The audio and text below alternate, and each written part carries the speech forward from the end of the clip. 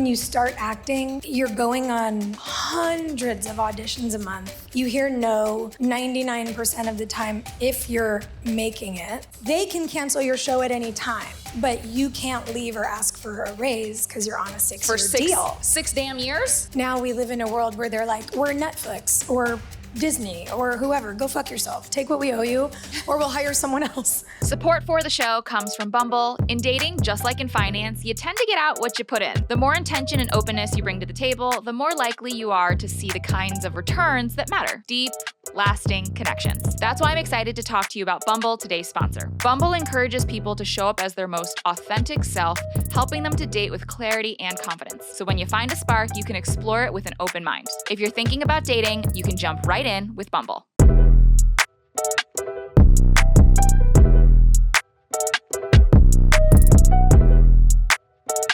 What's up, rich friends, and welcome back to another episode of Net Worth and Chill. I'm your host, Vivian 2, aka your rich BFF and your favorite Wall Street girly. As everyone knows, I am a woman about that money. I want to talk about money, I want to know what you're making, and I want to make sure you are getting paid. Because I love when someone builds wealth while staying true to their values. It's just true. People ask me all the time how to make money without selling their soul. Also, you could sell your soul, which is, let's be clear. You can make money without selling your soul. It's totally possible. And seeing someone do it at the highest levels makes everything feel more achievable. But here's the thing. Most of us think we have to choose between making money or making a difference. We're told that activism doesn't pay the bills or that speaking up is gonna hurt our careers. We're basically convinced that integrity and income can't coexist. But today's guest has spent over 2 decades proving that wrong. She's built serious wealth while never backing down from what she believes in. From teen heartthrob to Hollywood power player, she's literally redefined what it means to be successful in entertainment. I'm here live with her today at Tech Futures. I'm so excited to sit down with the actress, activist, entrepreneur, and host of both the Work in Progress and Drama Queens podcasts. Everyone, please welcome Sophia Bush.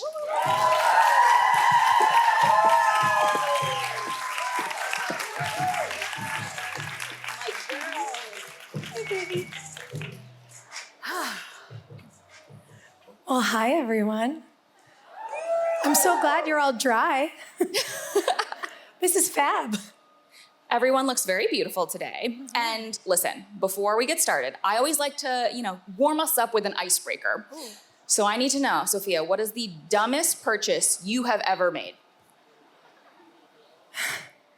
Anything still in my closet with a tag on it feels like a really dumb thing to have spent money on, At the time, you're just like, I can't live without this. And 6 months later, you're like, wow, I'm getting got by the algorithm like everybody else. Great. Do you have a specific piece in mind? Are they like purple ostrich feather boots or like something crazy? Oh man. You know what's really weird is I'm going to the thing I don't regret buying. Okay. Which like the very first movie I ever did for scale, which like before you pay your whole team and your taxes, you get $600 whole for the day. And I took the, $210 I had left and went to Bloomingdale's and bought a Marc by Marc Jacobs orange jacket on sale. And I was like, I've done it. And I still have that jacket in my closet. Like I'll never, ever, ever get rid of it. Mm-hmm. So for some reason, my brain wants to choose joy. Maybe because the world is burning. I don't know. But real. But yeah, the shame stuff. I'm like, let's put that in a box and sell it for charity. I'm mortified. I love that. And you mentioned, acting and how much you were being paid when you were on the scale and like you had to pay out all of your team. Oh, yeah. But when you first started acting as a teenager, what was your relationship with money like? And were you excited? Did you think you were going to get rich? No, because I think when you start acting, you're going on hundreds of auditions a month. You hear no 99% of the time if you're making it, because it's not 100%. And then, you're working these like day rates. You're so used to not having any money, but then when you start to make even a little bit of money, it's like, well, this feels fun. But again, by the time you're working, you have no credits to your name. There used to be a thing in my industry where you'd earn a quote. So like through the years, every time you did a job, they'd have to match your last quote. So your quote would slowly go up through your career. Now we live in a world where they're like, we're Netflix or Disney or whoever, go fuck yourself. Take what we owe you or we'll hire someone else. So I think I've really interestingly watched the industry change from what we heard was happening for people who were working a lot when we were coming up and having to be really scrappy. And then we were like, we're the generation that has to be scrappy forever. Okay, that's fine, great. Yeah. I still make, play pretend for a living. So it's a champagne problem, to be clear, but like nobody I know's really making crazy money. Did anyone give you any really solid financial advice early on? No. And I really, no. Girl, you could have used me. Honey, I really wish you had been around. I had not heard of compounding interest until about 4 years ago and was like, really? This is the time we're gonna learn about this. Great. I couldn't have used that at 21 at all. I think it's an interesting thing because I feel like everybody knows this, right? When you don't come from money, you don't really know anything about it. And my parents both didn't come from anything. Like my mom, spent a portion of her childhood in a housing project. Like they built a life for themselves that no one expected. And I was a very comfortable kid, but I wasn't like a wealthy kid. And so it's been an interesting thing over the years, especially being really curious and deciding to go to like nerdy conferences instead of parties and wanting to learn about all these spaces. There are things I've heard like really rich people say where I'm like, sorry, repeat that? You did a what? So I'm starting to learn about, over the last, I'd say 5 to 10 years, so much of what you're teaching people. And let me tell you what, knowing the things Vivian teaches you on the internet in your young life versus your midlife would be a full game changer. Oh, that's so kind of you to say. True. And since we are here to talk about money, I'm about to ask a big question. Okay. So, many of us first saw your face, got really, fell in love with you, frankly, from One Tree Hill. And I have, all of the fans, I have to ask the question everybody's curious about. How much money did you actually make from that show? Was it a lot? No. I'm really gonna bum you out. Tell me. So again, and this is like the thing where sometimes I'm like, am I like the sad cloud from the Depression commercial when people ask me about the industry? From Inside Out? Yeah, like I don't wanna be, but I wanna be really honest. The way it works again is you get hired, and especially as a young person, you don't have a quote. And if you've not been a regular on something before, you have like literally no quote. So when I started on that show, pretty much everybody was coming from something. Hillary had been a VJ, Joy had been on soap operas. I had been the philanthropy chair of my sorority at USC. I was like, I'm raising money for cancer. And they were like, okay. It didn't really matter. And so the difference in pay scale was wild. What I can say is once I paid, 10% to my managers, 10% to my agents, 5% to my lawyers, paid a publicist fee, paid my taxes, and then paid the like $3,000 a month that my 2-bedroom apartment in Wilmington cost me, I was taking home about $3,000 an episode. And when you get a death threat in our industry, it costs about $2,000 per threat to have like a professional team analyze it. Ugh. So you have to kind of gamble on like, well, how many of these people who say they want to wear me like a skin suit can I afford to investigate? And when you sign a TV contract, you sign a contract for 6 years. They can cancel your show at any time, but you can't leave or ask for a raise because you're on a 6-year deal. 6 damn years? So the other thing that was interesting for us, again, we were this sort of sandwich generation of strangeness in the industry. What you really hope works for you in TV, even if you're not making a lot of money at the time, is, well, we'll get syndicated and we'll get residuals. Except when we signed to do that wonderful show that we all loved, and to be clear, people will tell me they are Brooke Davis's biggest fan. I'm like, no, that's me. You can all fight for second position. There was no streaming. Our show is syndicated on streaming, which means the studio that owns the show makes all the residuals. And we don't. No! And look, it's what it is. Like, that's the breaks. Still a champagne problem. Like, I spent 9 years getting paid any money at all to be like, no, but I love him. It's not like I'm complaining, but I want to tell women the truth, because there's this idea that everyone's doing better than you. Everybody has it figured out. Maybe if I had that job, it would be easier. It's always a hustle. And it took me 20 years in this industry of doing 15 straight years of network TV without taking a year off, finally taking like a moment of a break to make sure I hadn't turned into a complete pod person. And like, you know, Runaway Bride style, I needed to know what kind of eggs I liked, not just what was available at work in the morning. And then it was literally year 20 was the first time I got paid equally to my male co-star. 20 years. Wow. First off, I want us to clap for that, because what the hell? It was a fight. And no shock to anyone who knows me, I won.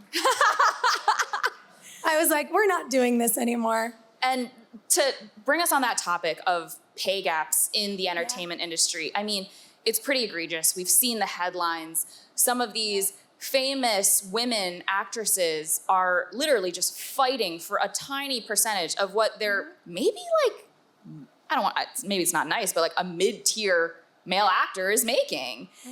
And I want to know, how do you approach salary negotiations now that you are big bad Sophia instead of philanthropy chair of my sorority, Sophia? What I think is really important is, it's kind of like a seesaw. You have to know your worth, and you also have to understand how to make the best product.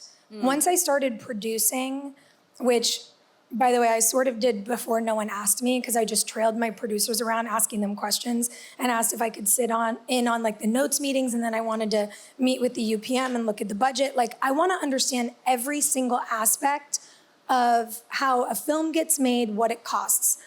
Per episode costs for television. Like, if you don't really know the full picture, you also can't accurately figure out where you fit inside of it. So I got really nerdy on the math side. And what I started to really understand is you can kind of shoot your project in the foot if you lead with ego and ask for too much, or if you lead with, well, I spent 10 years being underpaid, like, girl, same. Also, most people, like, everybody out here is struggling. Everybody's got to have a side hustle. There's a moment where I think you have to say, what do I deserve? But also, how do I be a good team player? I don't know that that's necessarily encouraged of our male counterparts, but I also think that if women go into higher and higher levels of professionalism, acting like men, we're just gonna do the same shit men have been doing to us, to everybody else forever. And that's not a great way to operate. So clearly I will walk in somewhere if I'm gonna produce something and talk about what my expectation is, and then I wanna analyze the whole budget. And then I wanna know, who are we going to cast? How do we do that fairly? You know, I have on projects taken less money than I was told I could earn so that the women I'm working with can all be paid equally, because I think it's the right thing to do.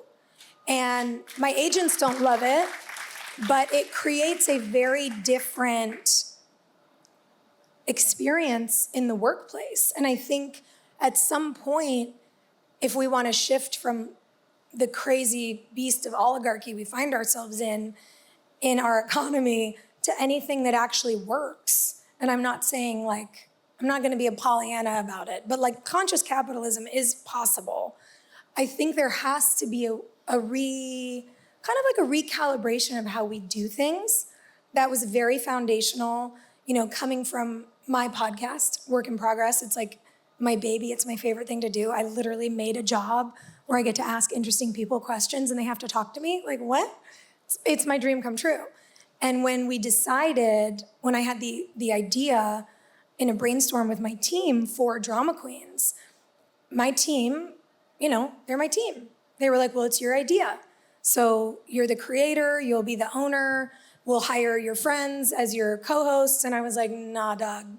Like, those girls and I have been through the trenches together for 20 years. We will co-own it. We will split everything equally. Everybody told me I was insane, but it was the right thing to do. And I don't say that to be like, you guys, I'm so great. I say it to be like, we have to either take leadership on change or we have to stop complaining about how things aren't changing. And I think the only way to do it is kind of like this. Yeah. It's to be really frank about how things work. It's to be frank about how sometimes you might have to give something up to get where you want to go, but you might win bigger than you could possibly imagine by doing that. And like, let me tell you what, that podcast that is a rewatch of a teen TV show has crushed. So we're doing great splitting it 3 ways. Thank you very much. I love that. I feel like one of my big takeaways, from our conversation just now is that knowledge is power. Yeah. And it is so important to know the facts and figures. You were talking about being like the math nerd on set and following producers around and learning everything that you could. Were you ever having conversations with, your women co-stars, men co-stars, like about how much everyone else was making? Like, were people open about that? It sounds like this is something that you're passionate about, being open and transparent about going forward. But when do you think that started in the industry?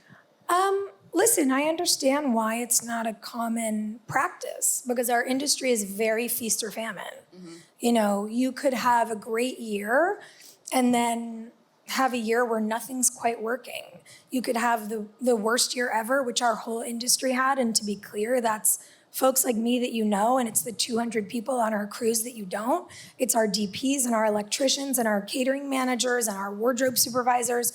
Like, when we went into one strike followed by another strike after full shutdowns during COVID, I can't explain to you how horrible it was for everyone.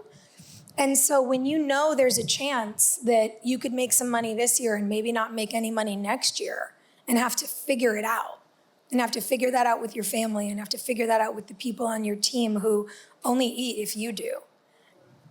I get why everyone's always trying to make sure they can hoard or get whatever they can in the moment.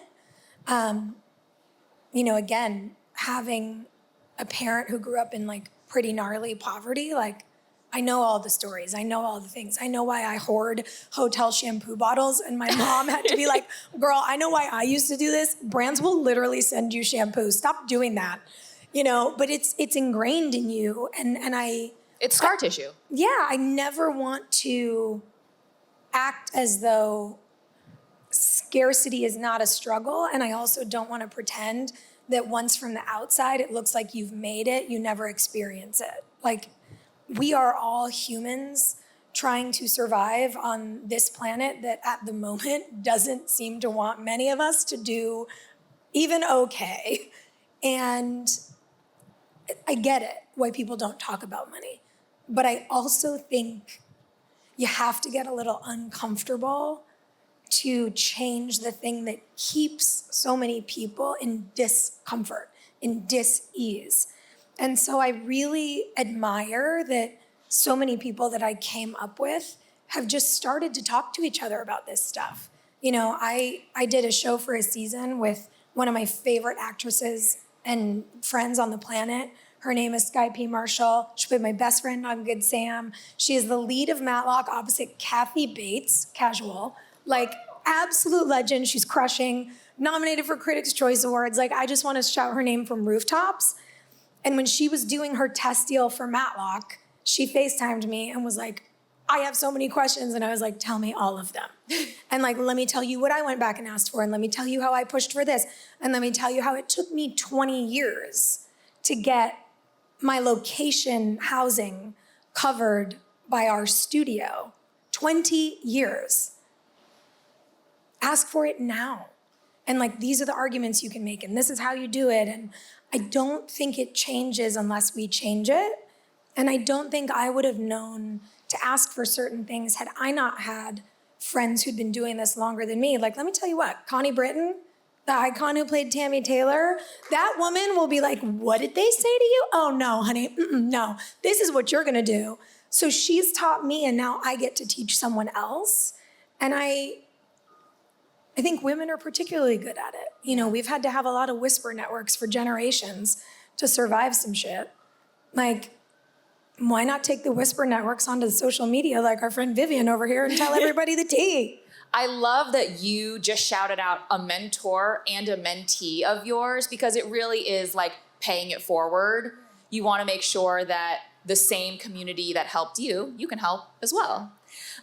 Since we're talking about money, you've certainly diversified your income streams. What started just as acting is now producing, podcasting, investing. Was this purely I love it, I'm creative, I want to do this decision? Or was it also, would be nice to like balance out my income and have multiple different lines of business? Yeah, I wish I had understood the excitement of a multi-hyphenate career or a side hustle earlier. Like, I look back and think to myself, even the fact that I didn't start a merch line while I was doing One Tree Hill, like, hello, who was advising any of us? Mm-hmm. You know, it's kind of crazy what we missed. But I think the interesting thing about the years that I've been in this industry was watching people do things, even though the advice early on was like, pick a lane, stay in it. I never liked that. Now I understand, because I'm one of the many adult women my age who's been diagnosed with ADHD. I'm like, oh, my brain doesn't like to focus on just one thing. Interesting. And I'm not quirky, it turns out. But following passion, following curiosity, it's that relentless curiosity that makes me a good artist. Mm-hmm. And it turns out that makes me a good entrepreneur. I just didn't know that when I was younger. And so truthfully, there was a thing happening kind of in my mid to late 20s. I was really doing a lot of, now I look back, like radically nuts philanthropic work. Like my best friend, Nia, who you know, who is my business partner, and we run our fund together. We were just like walking into boardrooms telling people to give us millions of dollars for charity, and they were doing it. We'd be like, you need to write this check to this organization, and they'd be like, okay. The audacity of like a 27-year-old, you know, with a cute blazer. I was like, who did I think I was? But I started to learn from some of the people in those rooms. I'd hear about a conference, and to be clear, not a gorgeous one like this, like a nerdy one with no good lighting and no step and repeat and no snacks. But I'd go take notes, and hearing about what was emerging in technology, watching friends of ours start these unicorn companies, whether they were Uber or Warby Parker or, I mean, you name it. I was like, well, what are all these guys doing? So we started to ask to go to some things with them. And then we started to ask if we could get on a cap table. And yeah, maybe a man in my industry could write $250,000 check. And 8 years into a TV show, I could only afford to write a $10,000 check. But like, let me try to write 2 or 3 of those in a year and see what happens. And so it was curiosity first, and then, which will come as a shock to no one, then I was just pissed. I was like, well, why aren't there more women on the cap table? And why are Nia and I the only 2 girls in this room? And why is she the only Black person in this room? And why? And people were like, oh my God, here she goes. Yeah. Because, you know, insatiable curiosity, neurodivergence, whatever. I had a lot of questions. And the cool part of it was, I think I just kept asking questions until people started answering them. And that's how I started my podcast. And then I realized, oh, this is a thing that works. And then I saw Jenna Fisher doing The Office Ladies, and I was like, well, I don't know any fan base that's more fun than the One Tree Hill fans. Why don't we do that? Especially since all the girls were underpaid. Why don't we make our money now? Like, it's always kind of been a thought because of a curiosity, and I learn about the money as I go.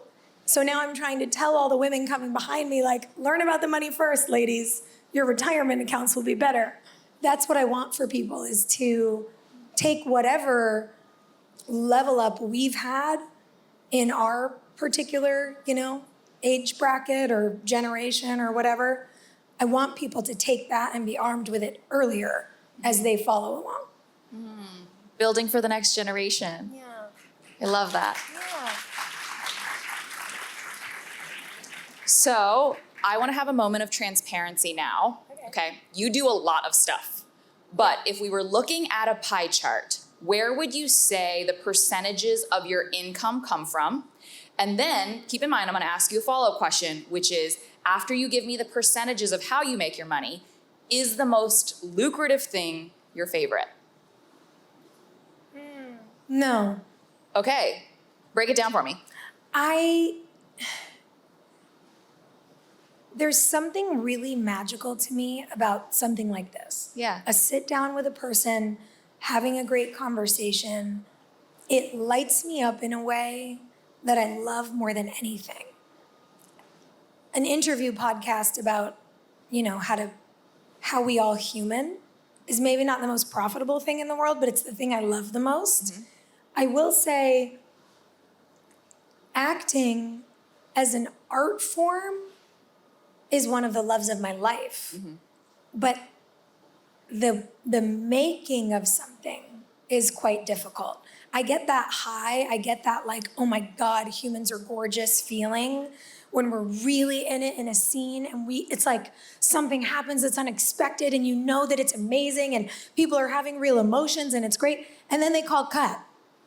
And then they gotta like move a light around and then somebody's gotta do a thing and you lose it. And so I love being an actor, but it's a little more of like a zigzag. The 16-hour day is not the best thing, but the scene you make is the best thing. So I would say sustainably, like from start to finish, a podcast kills me because it's like I'm having the best scene of my life for one straight hour. Mm-hmm. That doesn't happen on a set. It's much more interrupted. But I will say as well, there are things that people would think I get paid for that I don't. Mm. People are like, oh, well, you must be doing all this politics because you're getting paid. I'm like, no, it turns out people show up for democracy for free. You just have to get paid to lie to people, I guess. Woo! So that's a little disconnect.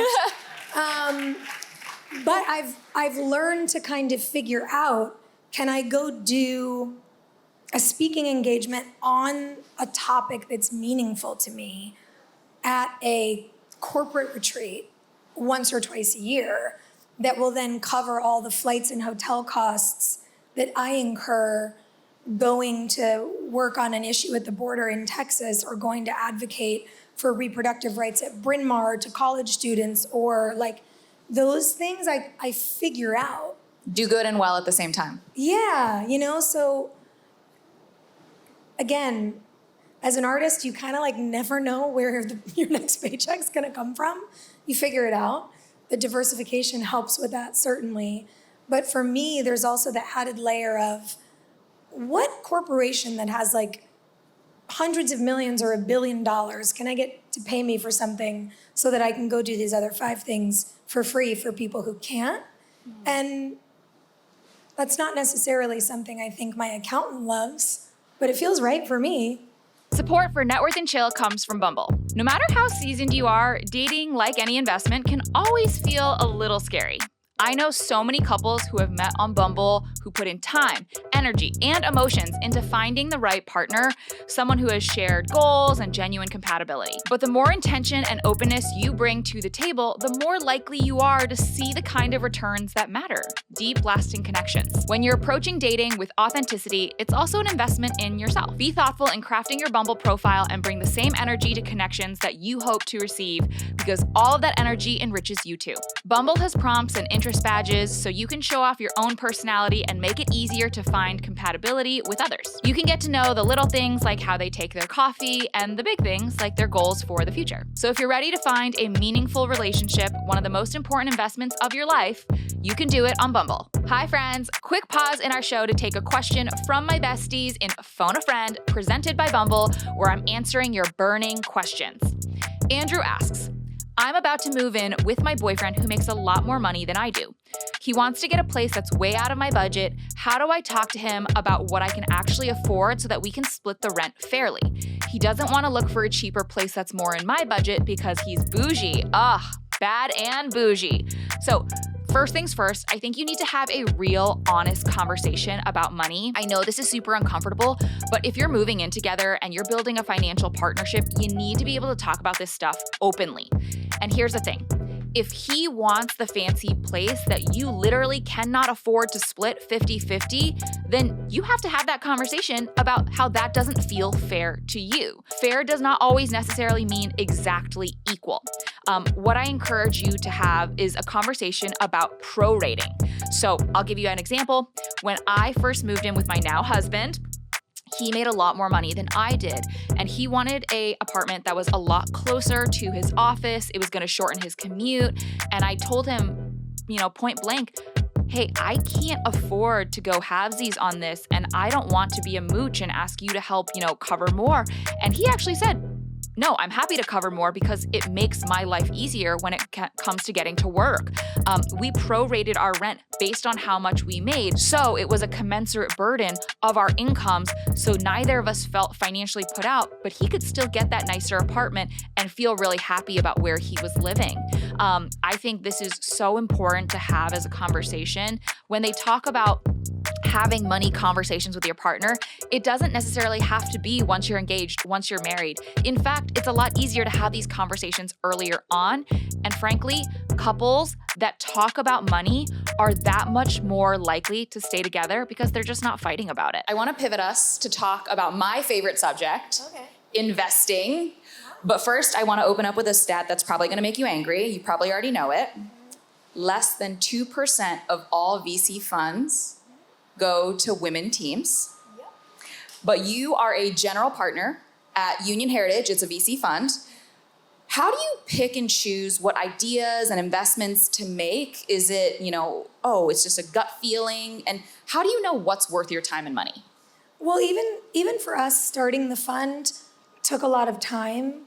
Nia and I started making these little angel investments alongside each other in our late 20s. And then there was a point probably 10 years ago where a lot of the men we know that are just a little older than us who've done very well on things were like, well, you ladies should have a fund. You should. And I was like, who has time to do that? What are you talking about? I have 6 jobs. No.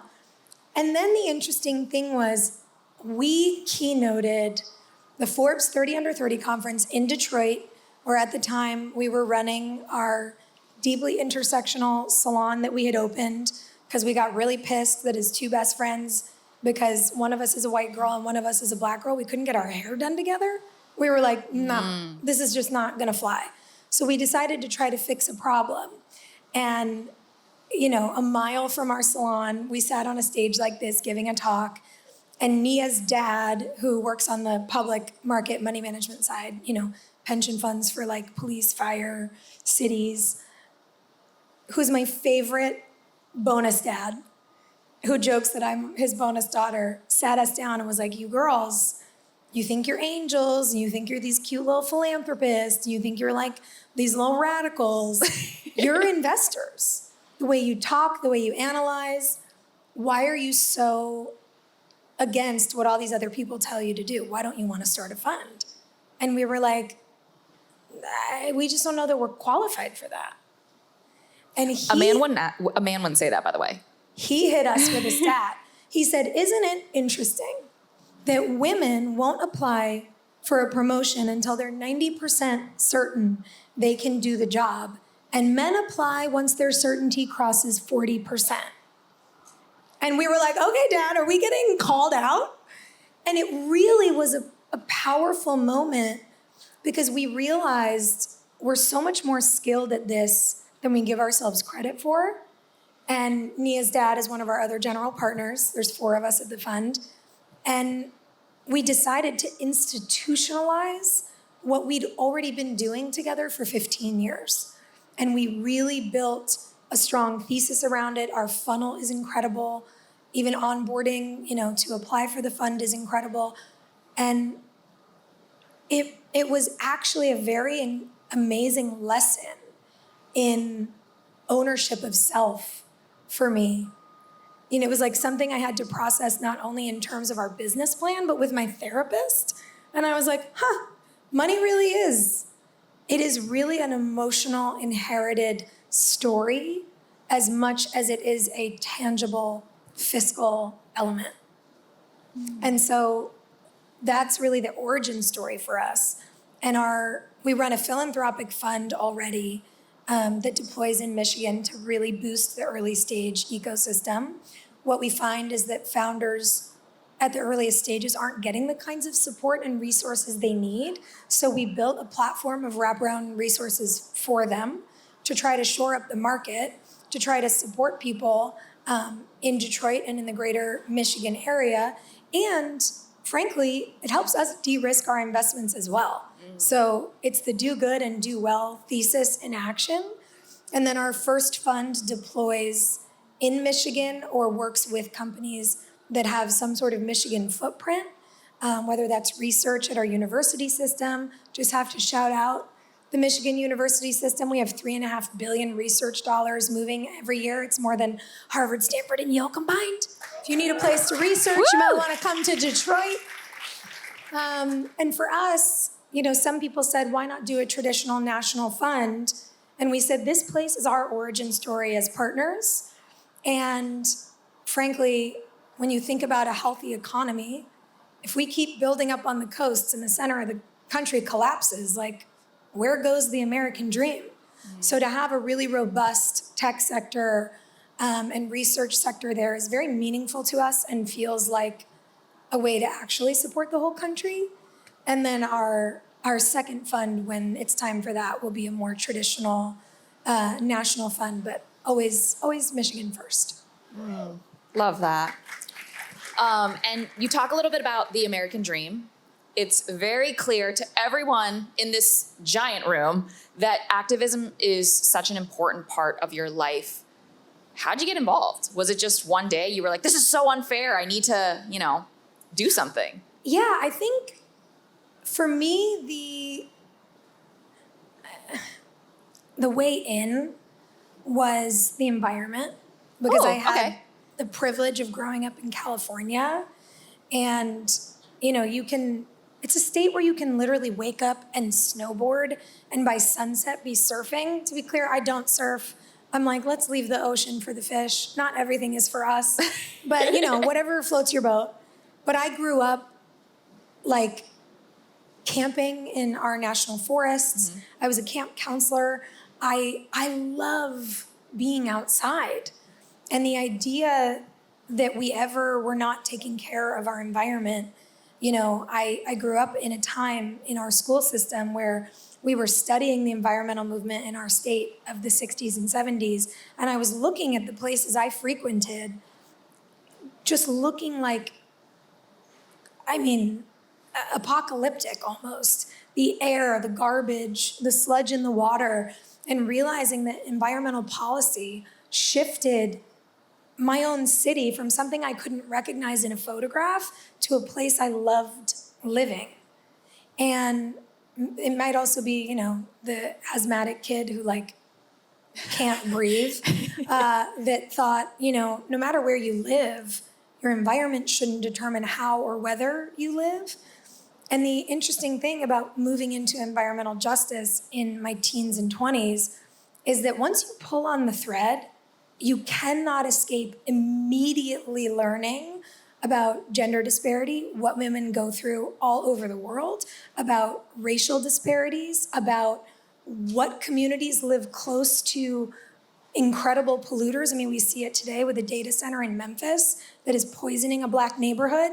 Like, the second you start to analyze the system in which we all live, you realize how, unless you are a rich, straight, cis, white man, you are already placed so far behind. And so working on issues of racial justice, of gender justice, of education equity, like, it all just came tumbling. And every time someone would say that thing to me that they love to tell actors, women, I guess really anyone, stay in your lane, I was like, don't we understand that the world is an ecosystem? You can't pick a cause. You have to try to fix systems, and they're all interconnected. And so I think, much to the dismay of the people who have to try to help me schedule my life, I'm not doing less, I'm constantly doing more, but I think it's worth it. Yeah. And especially in my position, having a digital megaphone, essentially, not every single person who follows me is gonna care about education or finance or systemic racism and justice, or the fact that, much like the stat about finance, women's health has only ever received 1% of our healthcare investment dollars. 1%. We're 51% of the population, we have a problem. But every single person that I get to speak to is gonna get fired up about something. So I feel like the more I can be the Cheesecake Factory menu of pick a cause and I will direct you there, like, the better in service I am. Also, I would like to go to the Cheesecake Factory, unrelated, but spinach artichoke dip really hits. And you mentioned, like, how we should all be a little bit more emboldened to support causes we believe in. We are at an event called Tech Futures. I want to ask you a question. What is your perspective of how tech should play a role in, one, supporting these causes, but knowing that some of the things that tech requires can often be the biggest oppositions to some of this justice that we want to find, whether it be racial justice in certain communities that are, disproportionately disadvantaged because of data centers being placed there, or environmental issues because we are polluting, we're using up all of the water. Like, how do we balance this desire to grow and move forward into the future while also not completely destroying what we already have? Just a casual question. It's a simple question, yes totally or no answer. No pressure. Listen, I don't have all the answers. What I do think is incredibly important is for us to zoom out. So, for example, is the amount of water these data centers are using a problem? Yes. Is the amount of water we use on bad agriculture systems in this country a gargantuan amount comparatively? Yes. So we actually need to fix our water usage problem regardless of industry, and then things get better in industry. I think we also have to begin to ask what we really need. Is a data center worth the health of its neighbors? I would argue no. Mass corporations that, for example, have built refineries, factories, you name it, the list is longer than I have time to read to you right now, along Cancer Alley in Louisiana, they call it a sacrifice zone. Oil companies literally call the people who live in a part of Louisiana, that's awful, residents in a sacrifice zone. They think it's worth sacrificing people for profit. I disagree. And that might seem like a lofty goal, but it's not impossible. We just have to shift our priorities. Why we're allowing shareholders to buy back their stock with government bailouts rather than invest in healthcare or, pay their employees a living wage is a problem. These are things we have to organize to fix, but tech is absolutely a part of that. What worries me more in real time than the issues we need to fix around energy usage for a data center is the abuse we already see happening because of this technology. And it's part of the reason that Nia and I try to use our investing work at Union Heritage and also our media backgrounds to do these larger, zoomed out sort of, I think about them as like pieces of coverage, even though that's like a news term that doesn't really make sense here. It's just how my brain understands it. So we invested in an AI company that is literally working to unbias AI.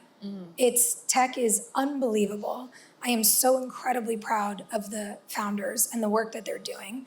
And at the same time, we executive produced a documentary called Another Body about one woman's story of deepfake abuse. And we used that film to go and advocate in front of Congress to call on our lawmakers to pass laws to stop the digital rape of women and girls.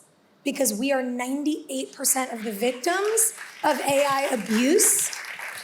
And over the span of 2 years, those videos went from around 500,000 views to 4 billion views in 24 months. So we have a problem.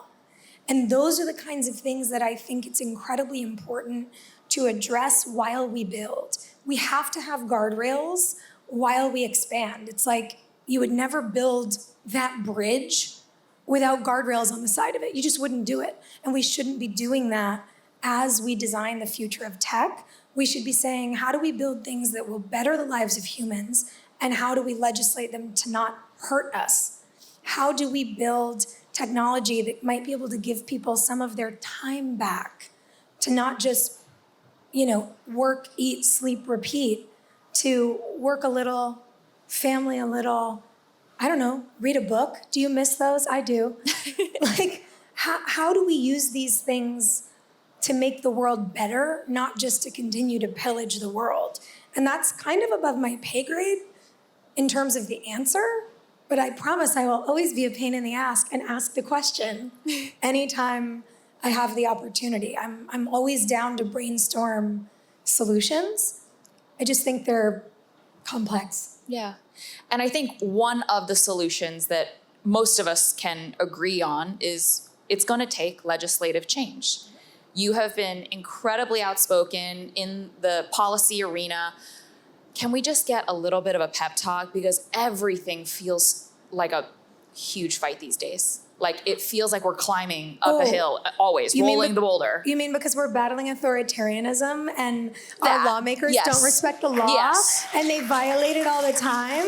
And we have a modern Gestapo attacking people in America? Yeah. It's Shit not feels funny. really bad and dark. It is. But I think what's really important is to also seek out, in the absolute nightmare storm we're watching, seek out the good. There's, I literally follow a good news account because I need it. And despite how bad things are, we are still winning. People are still standing up. You still have judges saying, no, you cannot deploy the National Guard against American citizens. No, you cannot do that. We still have people willing to fight back. And I think the flood the zone analogy that they came up with in his term one really was designed to exhaust us. But there are so many more of us than there are of them. And when we really make a lot of noise, they do get scared. It took 48 hours to uncancel Jimmy Kimmel because Disney lost $4 billion. And I guarantee you, not everybody we know even had a subscription. But we are more powerful than we know. And so it's important to remember those sorts of shifts. It's important to remember that there are people standing up. It's important to remember, by the way, that they shut the government down and they don't want to swear in that new representative from, oh my God, is it Arizona or it's Arizona, right? Yeah, because she's the 218th vote to release the Epstein files. It's coming.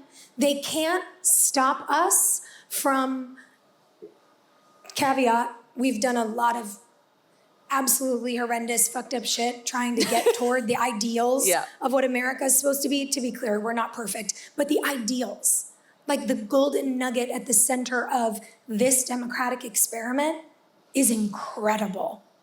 And we're not gonna stop fighting for it. Like, I think about the stuff my mom had to go through, that my grandmother had to go through.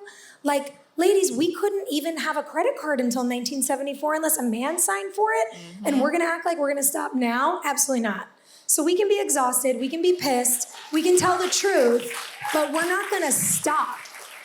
And what I would recommend if you feel that overwhelm is to go hyper-local. Figure out who in your zip code is making a difference. Volunteer at a food pantry, go work at a shelter, organize your neighbors to do something. There's a letter writing campaign being planned online right now, which I love, because voicemails can be deleted, emails can be ignored.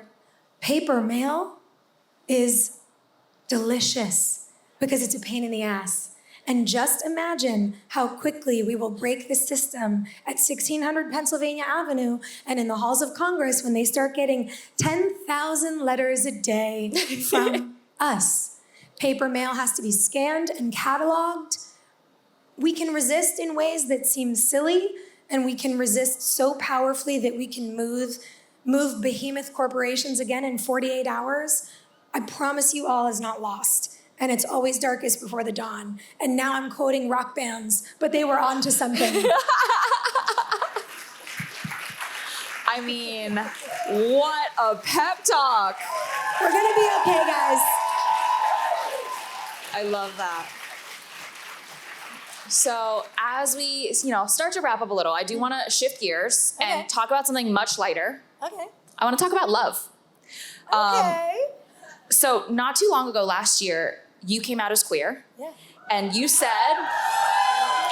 My people. And you said for the first time that you felt like you could breathe. Talk to me about that. For me, not worrying about taking up too much space or not taking up enough space, just saying like, yeah, okay. I mean, first of all, was everyone living under a rock? Like, has anyone watched any of the movies or like TV shows I've ever made? Hello? I've been able to kiss so many hot women. Thank you, and you're welcome. But like the number of people that were like, you were my gay awakening and John Tucker, I was like, I probably have to be of service. Also, same. I think there's a particularly interesting thing that I can't say it's, just queer people. Anybody, again, who's not like rich, straight, white, cis guy. There's so much you go through about how you are or are not allowed to own your story, identify, whatever. And for me, I think I just happened to get on TV in a time where we were doing so much advocacy work and there was such a continued push for a fight for change after the horrors of the 80s and 90s and what happened to our community. And an elder gay who I love was just like, girl, you're not like that into women. You don't get to be famous and on TV and come in here and like take up space in this world. Be a good ally. And I was like, okay, I can do that. Mm-hmm. Yeah, I'm not like struggling in this way. Right. So who can I show up to defend? What can I do? And eventually I realized like, oh, nobody else actually gets to tell me what I can or can't say about myself or what I can or can't feel about myself. And, I just happened to like start dating one of the hottest lesbians in the game. And then I was like, so well, hot. Yeah. I mean, she has the most symmetrical face. Like, can you believe... Perfect Fibonacci sequence. No, it's actually so crazy. Like, I have to get ready to show up and like look cute. I wake up like a bridge troll and she just wakes up like that. Like she is like that Beyonce energy incarnate.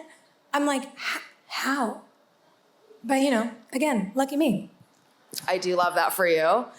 Since this is a money conversation, do you guys talk about money? Is it any different than conversations or norms different from when you were, with men? Oh, 100%. First of all, there's no like underground rage from a partner when they like land the bad bitch they say they wanted and then they're mad at her for her career. I don't have that anymore. Yeah. So that's lovely. Also, to be clear, like her and her teammates had to sue US Soccer for equal pay and still didn't get what they were owed. Like, there's two people in our home who have been historically underpaid their whole careers. So we have to talk about it. And we talk about it in a really healthy way. And it's really interesting to just, not just in terms of the conversation about money, but in general, to be in such a gorgeously healthy, equanimous intimacy with a person. I'm like, oh, maybe this is why I always like got a little itchy before, because I never had that. Yeah. And so even though we're dealing with double the gender oppression in our household, I've also never felt safer.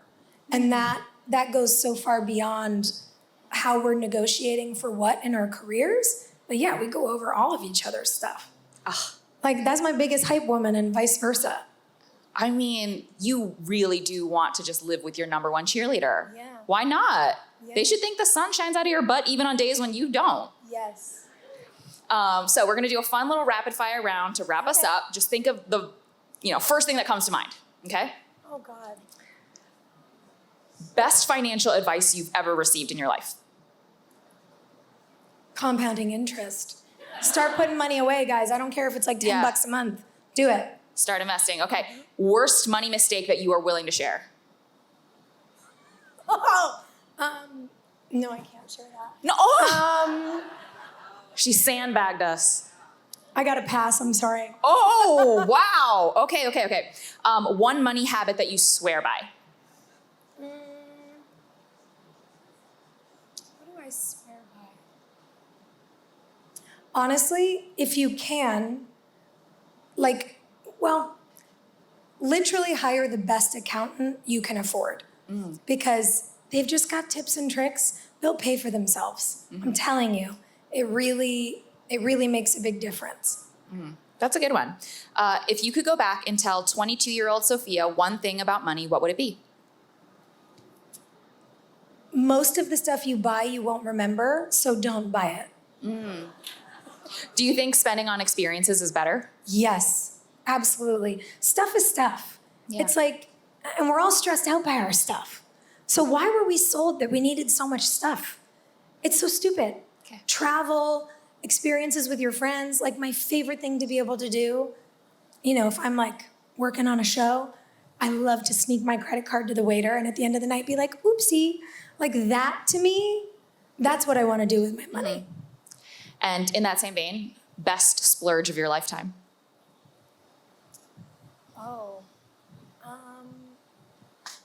The very best thing? Okay, this is not a rapid answer, but I'm gonna give it to you. So I grew up I don't know why, my dad and I were just always obsessed with those old Land Rover Defenders. Obsessed. And they used to not be expensive like they are now. And we were like, that's what we're gonna do. We're gonna get one when I turn 16 and we're gonna tinker with it and we'll fix it up and then that'll be my car. And then my mom was like, hey, psychos, that car has no airbags. A teenage girl is not getting in that vehicle with no airbags. No. And she was right, to be clear, always listen to your mother. But I just never got over wanting one. And for my 34th birthday, I bought myself a Land Rover Defender. And I love it. It's the best thing I've ever spent money on. I love that. Thank you. First off, thank you so much for spending some time with me, but tell us what is next for Sophia Bush and where can everybody find you? Oh my goodness. What is next? So many things. Something I'm not allowed to talk about, which is really a bummer. I would love to be a spoiler, but I might get sued. We it'll talked come about it out, backstage. and then It was you'll be very good. That's what she was talking about. I'm on my way up to Canada in 2 weeks to shoot a film that I'm really excited about. I'm in development on 2 series that I'm very excited about. One you may have heard about that I'm also not allowed to talk about. The secrecy in the social media age really sucks. But yeah, I'm just feeling really joyful, life feels really great. I live with a person who is like human sunshine. I have survived all the things I thought would kill me. I get to come hang out in places like this, even though things feel very scary in the world. Like, look how many lesbians we got in a room to be like, fuck the patriarchy, and all of our male allies. Thank you so much for coming. We appreciate you. Like, it matters so much that we stay engaged, but we also remember that we can't live without delight. And finally in my life, I feel like I'm taking agency over my own delight. And it's lovely. So that would be my parting piece of advice to anyone here who's like, what the fuck is 2025? Yes, and find your delight where you can, because that's going to be the thing that really carries you through. And also listen to everything Vivian says and invest your money, okay? Thank you so much for your time, and thank you for being here with me. Thank you all so much for coming. Thanks to Bumble for their support of the show. With Bumble, you get a glimpse into someone's personality, interests, and lifestyle right on their profile. Their prompts make it easy to see if you're compatible right away, like when someone answers, "The way to win me over is having a retirement plan for us and our future dog." You see their humor, but also their approach to money and long-term thinking. Those first impressions let you skip the small talk and dive straight into building a real connection. So if you're ready to put yourself out there, what are you waiting for? Start your love story on Bumble. Thanks for tuning into this week's episode of Net Worth and Chill, part of the Vox Media Podcast Network. If you liked the episode, make sure to leave a rating and review and subscribe so you never miss an episode. Got a burning financial question that you want covered in a future episode? Write to us via podcast@yourrichbff.com.